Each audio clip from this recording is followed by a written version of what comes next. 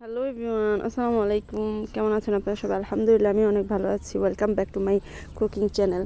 প্রতিদিনের মতো চলে আসলাম আজকে আপনাদের সাথে আমার প্রতিদিনের রান্নাবান্না শেয়ার করতে। এখানে আমার মিনি ছানাটা বসে আছে। চলুন তাহলে দেখা যাক আমি আজকে কী কী রান্না করব। আমি চুলায় প্রথমেই চিচিঙ্গাটা ভাপ দিতে সেদ্ধ করার জন্য বসিয়ে দিয়েছিলাম, কারণ সেদ্ধ করে চিচিঙ্গা ভাজি করলে খুব ভালো লাগে খেতে। এইদিকে আমার উমে বসা মুরগি ডিম নিয়ে উমে বসেছিল, ও বের হয়েছে খাবারের জন্য। এদিকে এদিকে ছোটাছুটি করতেছে, আর মিনু তাকে তাকে দেখতেছিল কি করে মিনু ওকে প্রোটেক্ট করবে, ঘরে যাতে না আসে। চিচিঙ্গাটা আমার প্রায় হয়ে গেছে, আমি এখন ঝরা দিয়ে রাখবো। এদিকে আমি ডালও বসিয়ে দিয়েছিলাম, ডালটাও সেদ্ধ হয়ে যাচ্ছে। চিচিঙ্গাটা ঝরা দেওয়া হলে আমি আজকে যা যা রান্না করব তাই আপনাদের সাথে শেয়ার করব।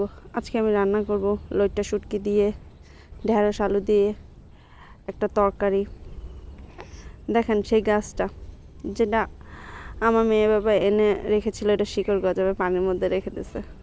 আদৌ কি এটা শিকড় গজাবে? দেখা যাক।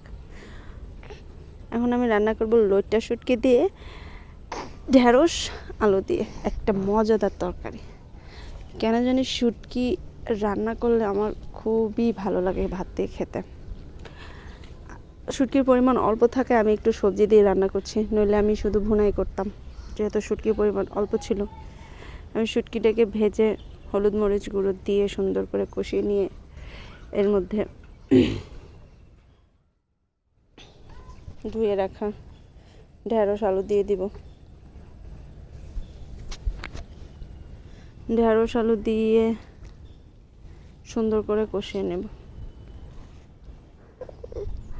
আমাদের ঘরে কেউ শুটকি পছন্দ করে না, আমি খুব পছন্দ করি, যার জন্য শুটকি রানলে বেশিরভাগ শুটকিটুকুই আমার খেতে হয়।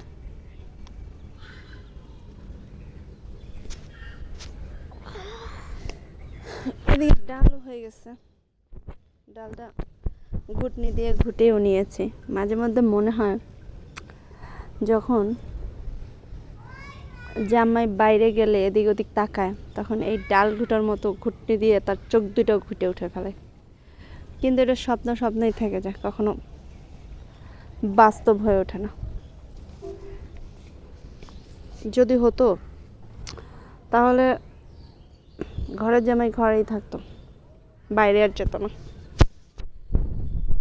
যাই হোক, এখানে আমার ডালটাকে আমি পরিমাণ মতো পানিও দিয়ে দিলাম। অন্যদিকে আমার শুটকির তরকারিটা হচ্ছিল। এ পর্যায়ে আমি আমার ডালটাকে ইলেকট্রিক চুলায় নিয়ে গিয়ে গ্যাসের চুলায় চিচিঙ্গা ভাজিটাও বসিয়ে দিয়েছি।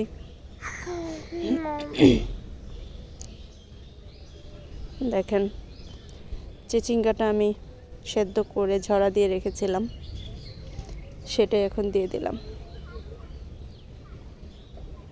এখন অনবরত নাড়তে থাকবো আর নাড়তে থাকবো।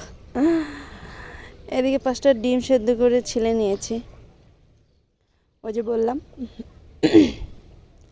ঘরে আমার বাচ্চারা শুটকি এগুলো খেতে পারে না, ভাজি এগুলো খেতে পারে না, তার জন্য ওদের জন্য একটু ডিম ভুনা করে নেব,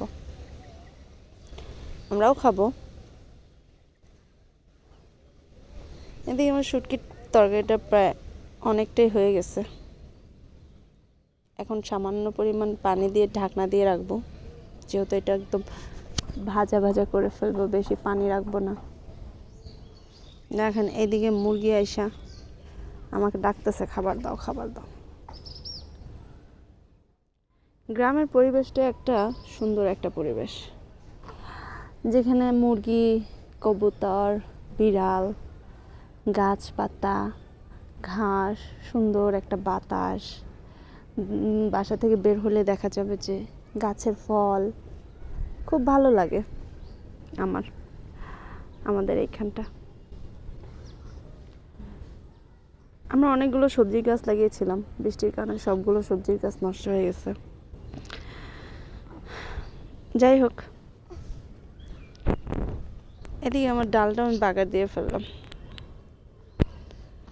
আমরা তো ডালে বাগারই বলি, আপনারা কে কী বলেন জানাবেন। ডালটা বাগার দিয়ে দিয়ে ওই কড়াইতেই ওই চুলায় আমি আবার ডিম ভুনাটা করে নিচ্ছিলাম। ডিম ভুনা তো দেখানোর মতো কিছু নাই, আমি আমার মতো করে নিচ্ছি। আমি যতই চেষ্টা করি কাঁচামরিচ দিয়ে তরকারি রান্না করবো, কিন্তু কেন জানি হয় না। তরকারির কালার একটু লাল না হলে আমার দেখতেই কেমন জানি ভালো লাগে না, খেতেও ভালো লাগে না। লাল হবে, এরকম একটু তেল তেল ভাসবে, এরকম।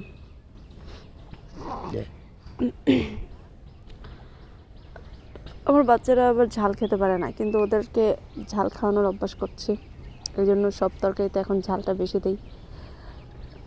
যদি ওরা বলে যে আমি খেতে পারছি না ঝাল, তখন আমি ওদেরকে এখন আর আহ্লাদ করি না। ওই খেতে না পারো রেখে দাও, খাওয়া লাগবে না, শেখাতে তো হবে। আমার ছোট্ট বেবিটাকে আমি এখনই ওই যে আমি যে ভাতটা খাই, মাখা ভাতটা দুই একটা মুখে দিই, ও ঝালে একদম মানে কেমন যে করে, দেখলেই ভয় হয়, তারপর আমি দিই। কিছুই করার নেই, শেখাতে তো হবে। এদিকে আমার ডিম ভুনাটাও হয়ে গেছে, ডিম ভুনাটা প্রায় শেষ।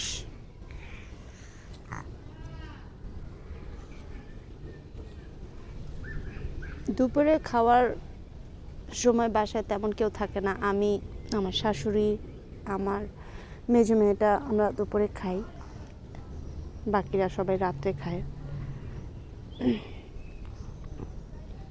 আর সকালে তো আমি আমার বড় মেয়েকে খাবার দিয়ে দিই, মানে লাঞ্চটা দিয়ে দিই, দুপুরে খাবারটা ওখানেই খায়, ও মাদ্রাসাতেই খায়।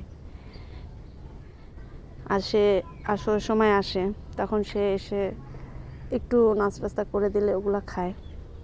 দেখা যায় রাত্রেবেলা সে না খেয়ে ঘুমিয়ে যায়।